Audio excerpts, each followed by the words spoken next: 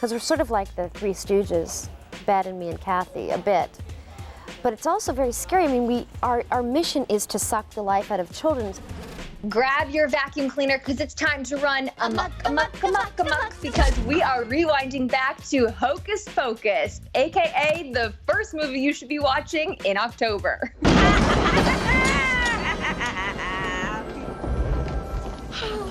We're home. Now, Hocus Pocus was the 1993 American fantasy comedy film directed by Kenny Ortega, the king of all things Disney, basically. It stars Bette Midler, Kathy Najimy, and Sarah Jessica Parker. You guys all know the drill. It follows these trio of witches who resurrect when a virgin lights the black flame candle in Salem, Massachusetts on Halloween night. Max, no! How dare he be a virgin at 16, 17 years old? This movie really perpetuated the fact that it was a bad thing. This has become such a beloved movie, and everyone talks about it every year. Bette Midler has said that it is her favorite role that she has ever played. In a lovely virtual twist, the Sanderson sisters are reuniting this year, Ash. Every year, Bette Midler throws a Halloween charity event called Hulaween, and it's a fundraising gala. And this year, she is enlisting Sarah Jessica Parker and Kathy to come back together. And I'm so excited. You guys can buy tickets for this now, and it actually is benefiting the New York Restoration Project. And this is going to be taking place on October 30th. It has become synonymous with Halloween. So why, oh why, did they initially release Hocus Pocus in July? Ash, break it down for me, because this boggled my mind. This happens with a lot of horror movies, I find. They come out in the middle of the summer. I think it's the ones that the studios don't have a ton of faith in, that they're like, let's try it out in July and see what happens then. Or maybe it's to get away from any competitors, but this movie did not that great when it came out. It didn't get great reviews. It kind of got panned by a lot of critics. It was 4th place at the box office for that weekend, but over time it became the cult classic that it is today. And isn't that the dream, right? Your movie comes out, everyone hates it. You're like, oh my God, what am I gonna do? My career is over. And then 30 years later, it's the only thing anyone wants to talk about. Makes me sick.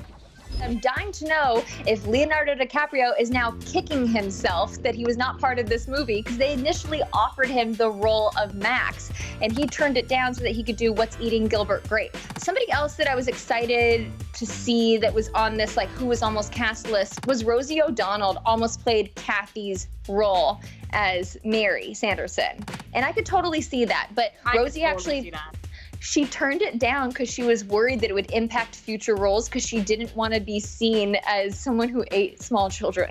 I'm not hungry. Oh, but we are. You know what? She was Nickelodeon's person at the time, too. She did all the Slime Time Live stuff, so I'm sure she was like, oh, I can't go to Disney at this moment. According to IMDb, Cloris Leachman was the producer's first pick for Winifred, which is Bette Midler's character, which it had to be Bette Midler. This was her role. It's hard to imagine anyone else. Yeah, and apparently Jennifer Lopez auditioned for the role of Sarah Sanderson, which of course went to Sarah Jessica Parker.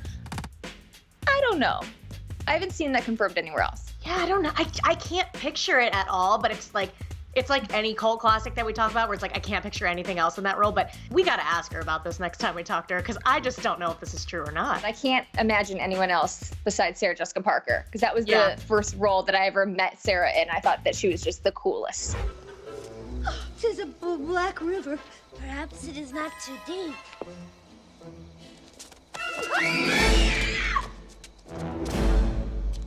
Tis firm. Let's switch over to some scene stealers, because there's a lot that we have to talk about with this movie, and a lot that the fans do not know. So the script went through a lot of rewrites before it became Hocus Pocus, which ended up being the very first Disney film to use digital effects. This is my favorite fact, though. So the songwriter, you know that song? Little children, the time's come to play. Written by the same songwriter who wrote My Heart Will Go On, performed by Celine Dion. I believe that the heart does go on.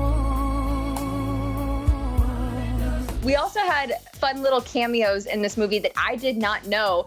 Gary Marshall and his sister Penny Marshall actually play the married couple in this. He's Satan and she's the woman that wants nothing to do with the Sanderson sisters. And the little dog who attacks them is actually Kathy Najimy's dog in real life. This is why Jug Jones deserves all the Oscars in the world. He is an amazing actor, and he plays Billy, the zombie who cuts his stitches off. Real moths fly out of Billy's mouth. Real moths. He had to wear a dental dam to prevent the moths from going down his throat. I want to talk a little bit about Sarah Jessica Parker because there's some weird connections that she realized much later in life. She went on to that show, Who Do You Think You Are? And she realized that one of her ancestors was actually tried as a witch. I love the fact that Sarah revealed that she actually ate a spider in that scene. On purpose? On purpose. She was so into her character that she wouldn't come down when they would do the flying scenes. She had such a great time being in that harness. I love flying. I mean, I love it. I will stay up there forever. And I never have to come down. They never have to give me a break. I just love the fact that none of the ladies are embarrassed by this movie. They embrace it. They see that fans love this movie so much and that they themselves are excited about it. And they're rooting for a sequel just like we are. Yes, funny you mentioned that. Speaking of a sequel, we caught up with Bette Midler last year. This is probably the first year we don't get to talk to her because the Hulaween thing doesn't have a carpet this year because we're virtual. But we got an update on the sequel scoop, and here's what she had to say. We want to fly again. I hope their Disney Plus is a big success, and I hope we get to do it because she is, of course, one of my favorite characters. We're going to see what happens. Did you talk to Sarah Jessica or Kathy about it? We actually talk about it whenever we see each other. We laugh. We say, "Oh, wouldn't it be great if?" Because all of us had pretty much the same experience on it. We all said how much fun the flying was. You know, that's a rare treat. You don't often get to do that. Well, that does it for this week's episode of Stream Queens. Do you all want to see a Hocus Pocus sequel, or are some things just best left untouched? I have an opinion on this, but we want to know, what are your quintessential spooky TV shows and movies for the season? Let us know using the hashtag Stream Queens, and we'll see you guys next time.